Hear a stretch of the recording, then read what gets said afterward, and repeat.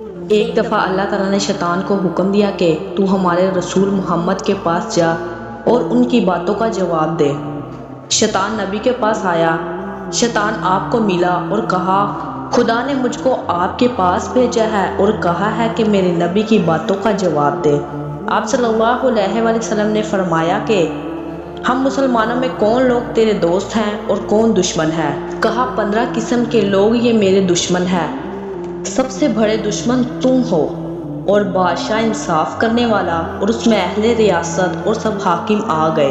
وہ مالدار جو اپنے کو اوروں سے چھوٹا سمجھے، جو آدمی تجارت کرتا ہو اور سچ بولتا ہو، وہ عالم اور نمازی جو خدا سے ڈرتا ہو، وہ آدمی جو لوگوں کو دین کی باتیں سکھلاتا ہو، وہ آدمی جو لوگوں پر رحم کرتا ہو، جو آدمی خدا کے سامنے توبہ کرتا ہو، جو حلال کھاتا ہو اور حرام کمائی سے بچتا ہو، جو پیشاب وغیرہ ناپاکی سے بچتا ہو اور پاک صاف رہتا ہو، جو خیرات زیادہ کرتا ہو، جو اچھی عادتیں رکھتا ہو، جو لوگوں کو نفع بہت پہنچاتا ہو، جو قرآن ہمیشہ پڑھتا ہو، جو تہجد کی نماز پڑھتا ہو۔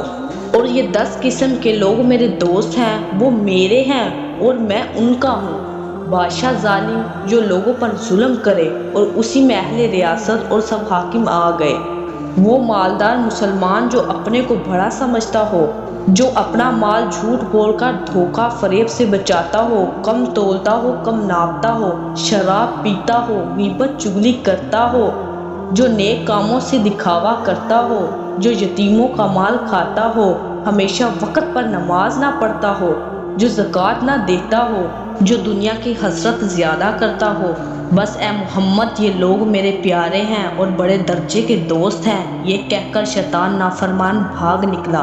مسلمان بھائیوں اور بہنوں، عقل کی بات یہی ہے کہ شیطان کو اپنا دشمن سمجھو اور اللہ و رسول صلی اللہ علیہ وآلہ وسلم کی نافرمانی سے بچو۔